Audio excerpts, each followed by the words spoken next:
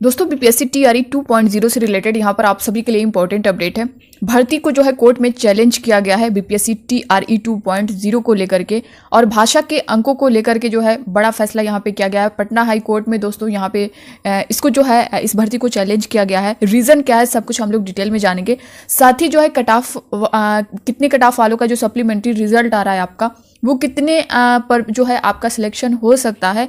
और जैसा कि आपने देखा है कि 14,762 जो है सप्लीमेंट्री रिजल्ट आने की बात हो रही है, मगर जो है बच्चों की मांग है कि जो सीटें पूरी जितनी खाली हैं उन पर तो इनको जो है सप्लीमेंट्री रिजल्ट देना चाहिए। तो इस पर क्या अपडेट है, देंगे या नहीं देंगे। साथ ही दोस्तों एसटीटी का जो डमी प्रवेश पत्र है यानी द्वितीय प्रवेश पत्र जो है जारी कर दिया गया है। इससे पहले फर्स्ट वाला आपने देखा होगा, लेकिन द्वितीय प्रवेश पत्र भी जारी कर दिया गया है। तो सब कुछ हम लोग डिटेल में जानेंगे। बने रहिएगा वीडियो के लास्ट तक बिना स्किप कर। दोस्तों नए हो चैनल पे सब्सक्राइब कर लीजिएगा, बेल आइकन को प्रेस कर लीजिएगा ताकि इसी तरह की ऑथेंटिक अपडेट आप तक टाइम पर पहुंचती रहे।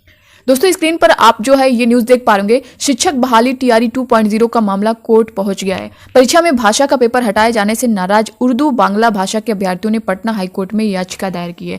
आप देख सकते हैं उर्दू और बांग्ला भाषा के अभ्यर्थियों ने पटना हाईकोर्ट में याचिका दायर किया। और जब ये एग्जाम हुआ था तभी उन बच्चों ने जो है इस पर आपत्ति की थी। क्यों की थी इसको भी आप लोग डिटेल में देख सकते हैं।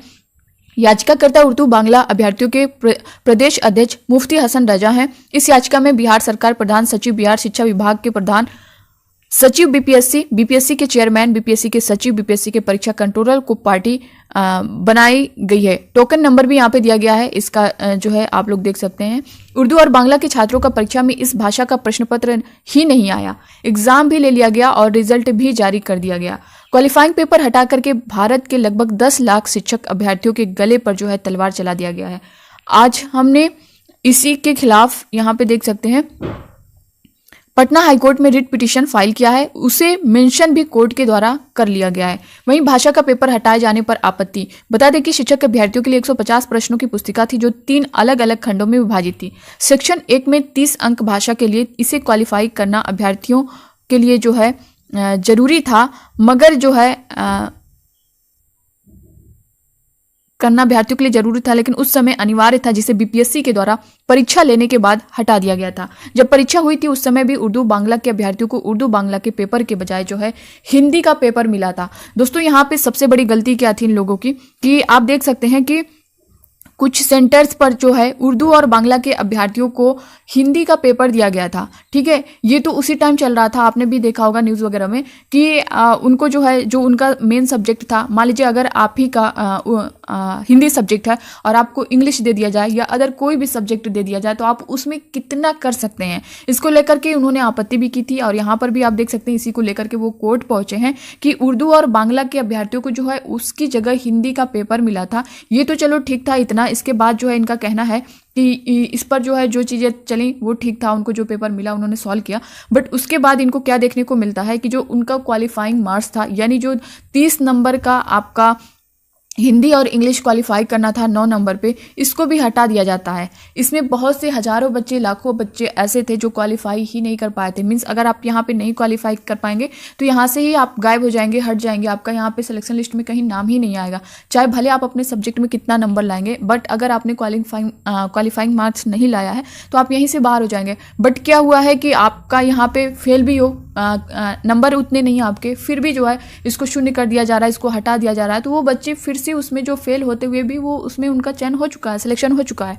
इन सारी चीज़ों को लेकर के इनके द्वारा जो है पटना हाईकोर्ट का दरवाज़ा खटखटाया जाता है और इसके लिए उन्होंने जो है रिट जो है अपनी फाइल कर दी है वहाँ पे।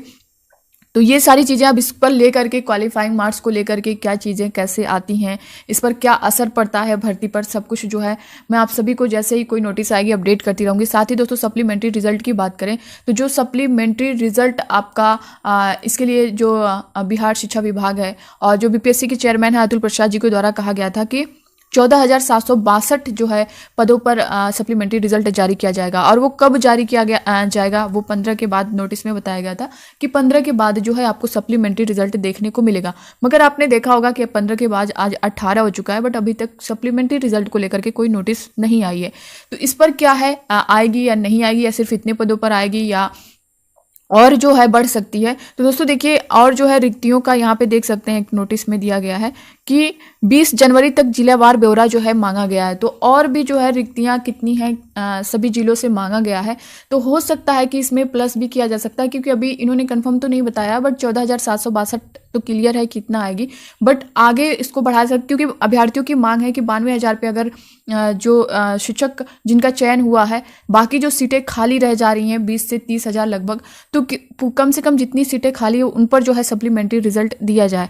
तो ये सारी चीज़ें अभी चल रही हैं, बट इनका जो 14,000 इन्होंने दे दिया उस पर तो कंफर्म है। बट अब बहुत से अभ्यर्थियों के कमेंट आ रहे हैं कि मैम किन लोगों का हो सकता है, किस सब्जेक्ट में हो सकता है। दोस्तों देखिए, सब्जेक्ट तो आपका किसी में होगा, सबका होगा, और सबसे पहले यही देखा जाएगा कि जो कट ऑफ के ऊपर जिन बच्चों का किसी वजह से नहीं हुआ है, सबसे पहले उनको लिया जाएगा। उसके बाद जो है अगर वहाँ पे फिल नहीं होता है, फिर भी रिक्त रहता है, तब आपका जो है कट ऑफ के नीचे आएगा। मीन्स जो इससे पहले कट ऑफ आ चुकी है उसके नीचे आपको जो भी बच्चे 1-2 नंबर से रहेंगे उनका वहाँ पर सिलेक्शन होने वाला है। तो ये थी इससे रिलेटेड पूरी जानकारी। बाकी दोस्तों आपका जो STT का एग्जाम है, STT का एडमिट कार्ड है वो जारी कर दिया गया है। इससे पहले भी जो प्रथम था वो भी जारी किया गया। अब जो है सेकंड प्रवेश पत्र जारी किया गया है, और इसकी जो डेट दी गई है वो 18 से 24 तक दी गई है।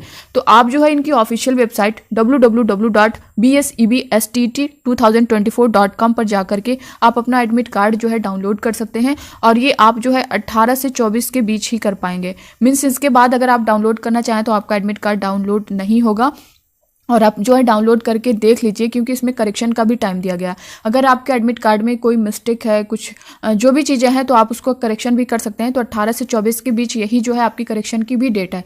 यानी अगर आप करेक्शन बाद में करना चाहें 24 के बाद तो नहीं कर पाएंगे। तो आप लोग अपने एडमिट कार्ड चेक कर लीजिए और अपना सब कुछ डिटेल देख लीजिए कि सब कुछ ठीक है ना, कोई मिस्टेक तो नहीं। अगर मिस्टेक होगा तो आप लोग करेक्शन भी कर सकते हैं। तो ये थी दोस्तों इससे रिलेटेड पूरी जानकारी। बाकी अब आपके मन में कोई डाउट होगा तो आप लोग कमेंट बॉक्स में कमेंट करके जरूर बताइएगा। मिलते हैं नेक्स्ट अपडेट के साथ, तब तक के लिए bye bye, take care, thank you.